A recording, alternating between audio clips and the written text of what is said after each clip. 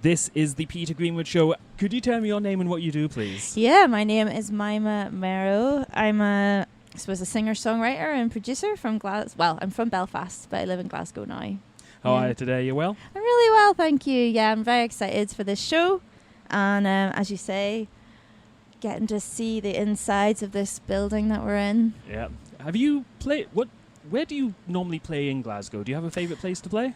Oh, that's a great question. I don't think I have a favourite place. I love playing here. So we're at the Hig Pint. I love it here. And I love the Glad Cafe. The Glad Cafe is fantastic. Fantastic. It's a great venue. Both venues make you feel really welcome and relaxed. But anywhere in Glasgow, it's just it's the city and the people that make the gigs good, isn't it? Yeah. Yeah. You can't beat a Glasgow gig. No. I've had American friends come over, like interview American acts, and I've told them about the Here We Go chant, and a couple of them have tried to take it back to America. Has it worked? It's not worked. It's not caught on in America. That is a Glasgow original. Yeah, you definitely need everyone to know what's going on to do that. Yeah. So let's talk a little bit about your career. So when did you start making music, and what's your origin story? Oh, wow. I mean, I suppose I've always been into music from a kid, and I was always singing and, being in the school plays. And actually my mom, when I was younger, used to deliberately find the right seat at the panto so that I got asked up to do my solo bit because I was so excited to get on a stage. In terms of this project, I started writing these songs during lockdown, and this kind of solo world was born. So yeah, since then I joined a songwriting group and we all helped each other out writing, and then after that I decided to release, because I've played in bands loads, but I've always wanted to release my own music, and I finally got brave enough. 2020, I think, was the first EP. So, yeah. I'd like to ask a little bit about some of your releases. The most recent one was Almost Home. Yeah.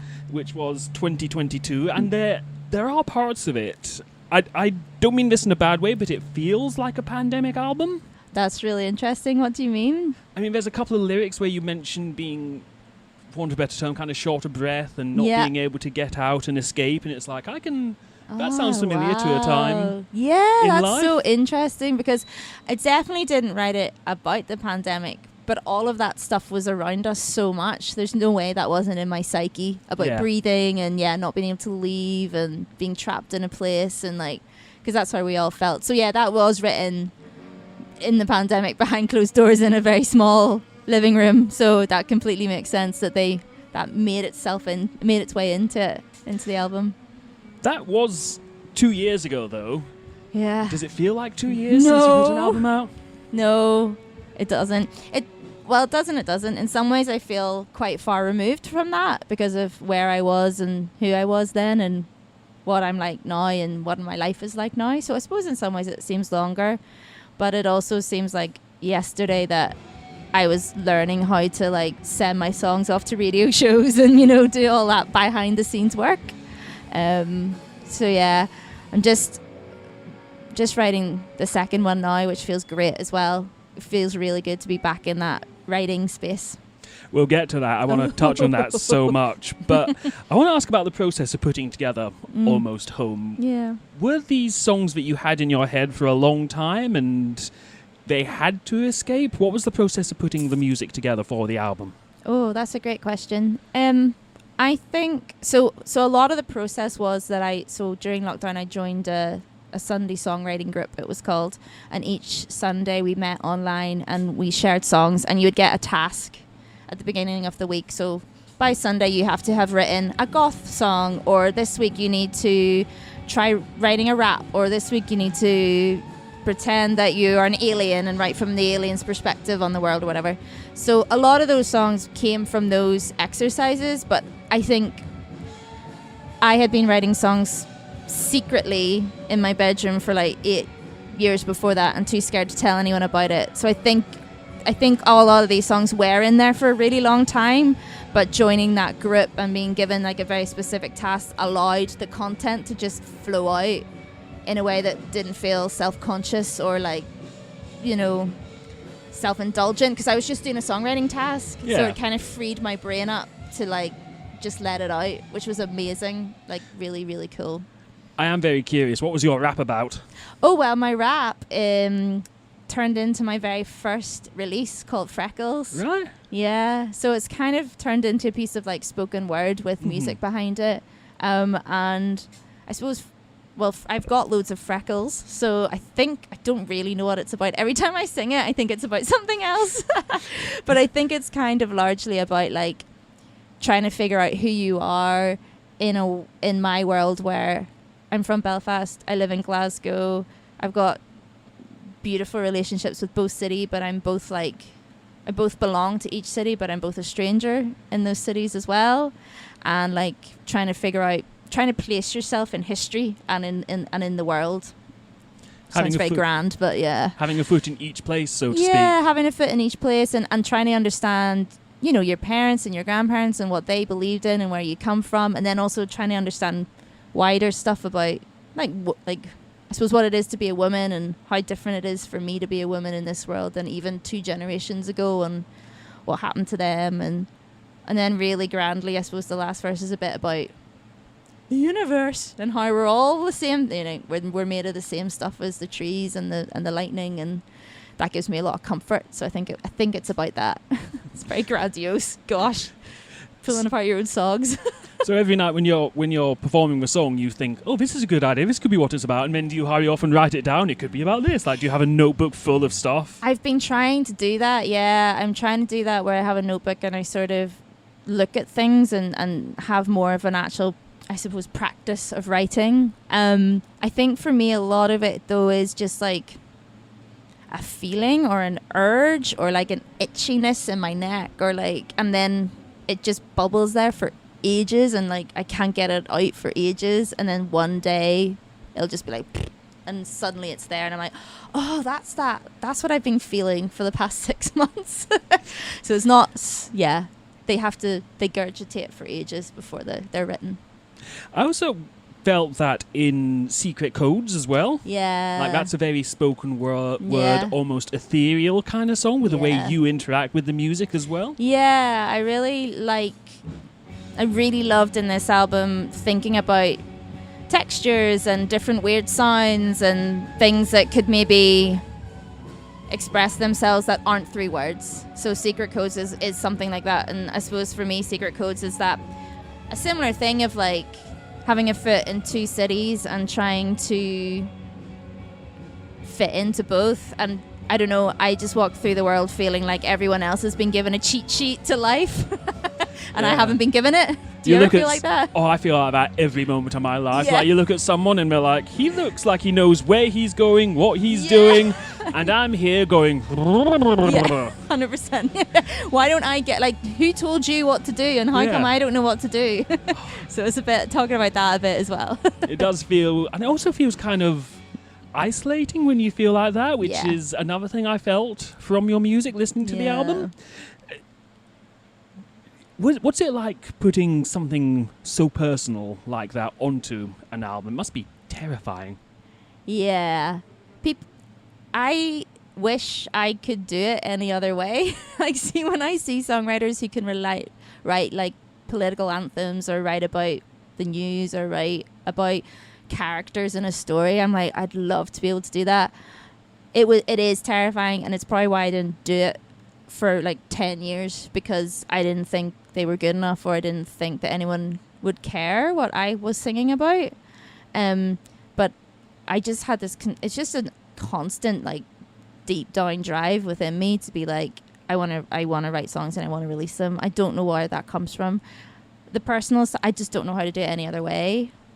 I just don't know how to write any other way. And so I've just kind of given myself permission to be like, they are really personal, but I think that the more personal actually I make them, the more like relevant they become to other people. This Doug just came in. So that gives me comfort that even though some of the stuff's dead personal, and there is a lot of loneliness in those songs and like longing for connection and longing for stuff. I think hopefully, weirdly, that makes them more universal, because I think hopefully everyone's felt like that at times. I think a lot of people feel like that, and it's not all pandemic related. Like before the pandemic, we all No. felt like that as well. But I feel Yeah. like now we're braver to be like, yes, this is how I feel. Yeah. As opposed to before when, as you said, you'd write songs but not show anyone. Now we're in a stage where it's like, actually, life is a bit crap. Yeah, totally. Yeah, and there's comfort in just the honesty of it. And when I think about the people I love to listen to, often they are people who just like lay it all out there and they don't care that it's cheesy or earnest or whatever. So I'm just letting myself do that as well.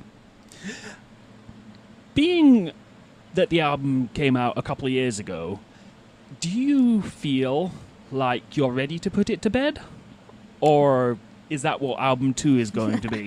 What can you tell us about album 2? Oh, that's interesting. Yeah, I do definitely feel like Almost Home is like one of my favorite writers, like guy called Ocean Vuong. He's a poet, and he talks about like setting his poetry books on a river, and you just set them out and they float away, and you have to just give them to that. And I do feel like that with this now. Like I'm really proud of it, but I'm also ready to do something else and to see what comes out of me. If I'm being honest, a lot of the songs are still the same. Like, and I'm feeling a bit frustrated by that. Like I'm still writing similar lyrics, similar images. So I don't think whatever I was trying to work out in album 1, I think I'm still trying to work out some of it, but maybe from a slightly different perspective. Yeah, like that part of it, like that chapter is done, whereas Yeah. there's still a couple, 2, 3 more in the book. Yeah, exactly. Yeah, that's a really good way of putting it. Yeah. So, what inspires you to write a song? Like, as I've said before in this show many times, I do not know how to write a song. I do not know music. I cannot do it to save my life. Mm-hmm.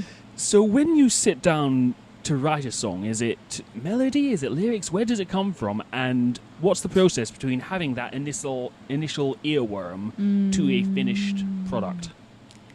I mean, this is the type of answer that I would have hated when I was starting out, because I would constantly like try to understand how writers do it.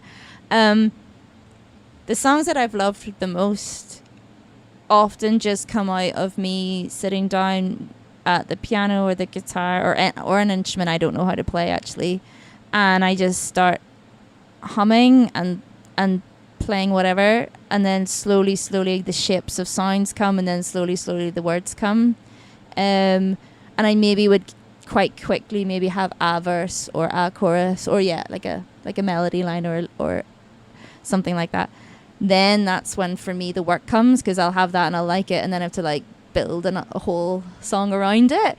So I get a bit obsessed. I've got quite an obsessive nature when it comes to it. So it's compulsive. I just keep coming back to it over and over and over and over until it's done. And sometimes it takes 30 minutes and sometimes it takes 4 weeks. And sometimes I'm trying to get better at, Finlay Napier talks about finish it no matter what. So I'm trying to get better at like having something finished by the first sitting, and then you can come back and edit.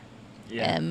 So yeah, it's a rubbish answer, and it also depends. Sometimes I write the lyrics first and then I try to put them to melodies. Sometimes, but the ones I enjoy the most doing is when it's kind of that sort of, I've got this feeling that I need to get out of me and I don't even know what it is. So I'm going to try to understand this feeling by sitting down and letting it come out of me somehow. Yeah. Which must be very cathartic sometimes, though, just sitting and noodling, coming up with songs and melodies and stuff. Yeah, it's amazing. It's like putting order to the chaos of my mind. That's what it is. It's allowing me to like better understand myself. So it's extremely cathartic. And to do it, I do it just for me most of the time. It has changed my perspective a little bit now that I've started releasing music. I don't as easily get into that stage of I'm just going to sit and play for me and I don't care what happens. I have to really tell myself that now, whereas before I would just do that because I was like, well, no one's ever going to hear this. Yeah. So it's amazing. It's like I can't. It's one of the cornerstones to me staying mentally well. I need it. Yeah. So album 2 is in the works. Yeah. What's the rest of your 2024 looking like? I say we because we're a team. Are you doing any festivals, more touring? What's the year so like? I've got a few shows coming up, which I'm really excited for. So obviously we're here at the Hig Pint tonight. It's the first time I've got the band together in a year, so I'm really excited for that. And then we're going to Arran for a wee festival. Lovely. And then I'm going down to Cambridge Folk Festival, which I'm really excited about. I didn't really realise what a big deal that was until people started being like, oh, Claire, Mima, that's a really, really big deal. And I'm like, oh, crap. So I'm going down there, and then we're going up to Mugstock. Oh, right, which I'm really excited. I love Mugstock. I've never been, but I really want to go. You should go. Yeah, it's a really nice time, and everyone's send some dead emails friendly. and maybe do some coverage. Yeah, that'd be good. that would be amazing. Yeah. We can reunite. Yeah, that'd be lovely. And in a haze of glitter and. I'm all about glitter. It'll be fantastic. Yeah. I'm looking at your skirt, and Yes. it's shiny blue glitter. And Yeah. it's fabulous. Yeah, and then after that, I'm just gonna try to write. I really want to have it at least written and maybe recorded by the end of the year. That's the goal. So let's see if it happens. Yeah. I want to ask, being in the music industry, do you still love music? Is it still something I imagine you've seen some good and some not so good.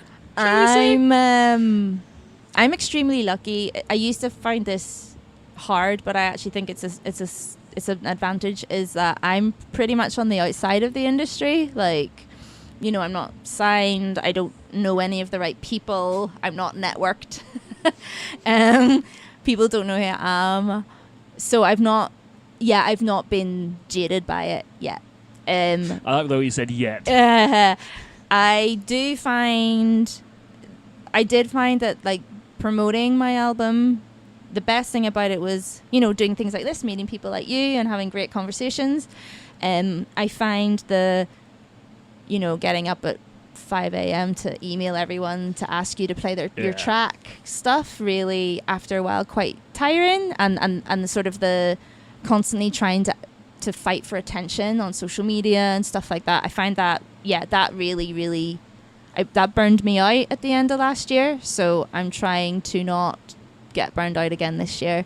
But mostly the scenes that I'm in and the people I know are all just DIY, local, amazingly talented people who kind of have their heads switched on about what it's about for them. Like, it's not about, no one makes money in music anymore. It's not about fame. It's not about anything except for, like, sharing music with each other. So I've got a good group of people around me at the moment, which I'm really happy about. That's one of the lovely things about the Glasgow music scene is it is just people who do music, who want to do music. It's not like, oh, I'm gonna make a couple bucks off, which is nice. It's always nice when you can make a couple bucks off anything, but it's about the music, for want of a better term. Yeah, for sure. And also people like yourself. Like, I've been really, like, humbled and surprised by how many music fans there are out there who want to make shows about it, who want to promote it, who want to write about it, who want to put on gigs, who want to, like, and as a musician who, like, likes to play and likes to have all the attention, I find that really inspiring, that there's such a network of, like, cool people lifting up artists and promoting them and making shows about them. That's really cool.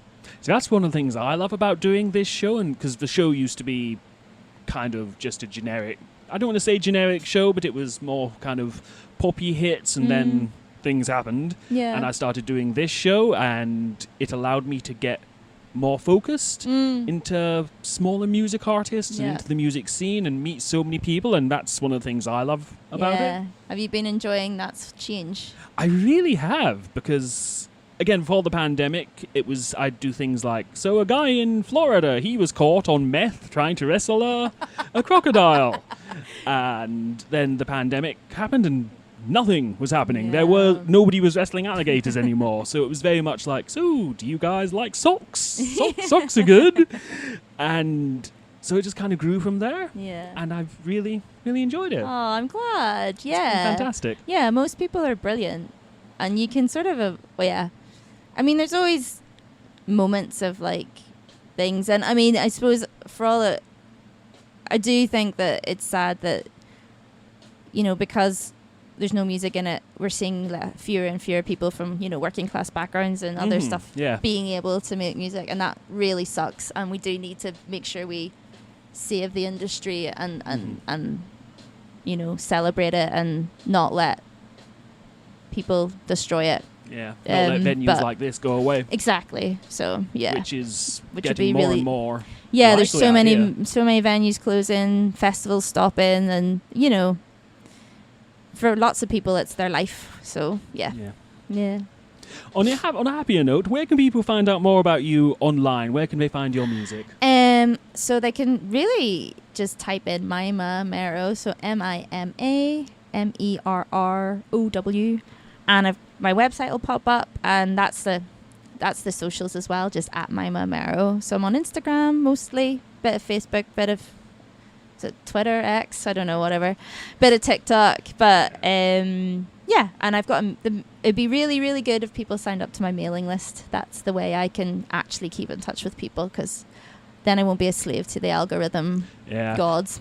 That's I mean, you kind of touched on it earlier, mentioning social media. It's just not easy on social media anymore. No. It's just not enough to fire out a tweet and people will see it.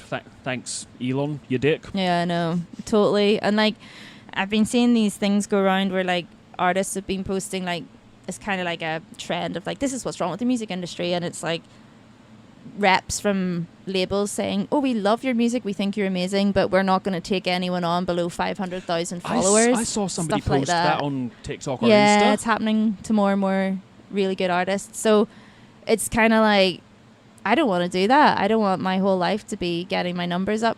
Don't get me wrong, I love that people are following me and I like keeping in touch with people, but my mailing list is kind of the where I've got control over what I say and that I know it'll reach you. Yeah. I didn't really understand that about socials before. I'd be posting about gigs and people that wanted to come be like, why didn't you tell me about your show? And I was like, I posted about that show like 20 times. Yeah. I thought I was like pissing everybody off, and they're like, no, I didn't even see it. And I'm like, okay, right. So yeah. That's another thing about the algorithm, is you won't see things until 4 or 5 days later. Yeah. Which is like, that's handy. Thank you so much. Totally. Thank you so much for your time. It's been great to sit and talk to you. Thank you so much for saying hello.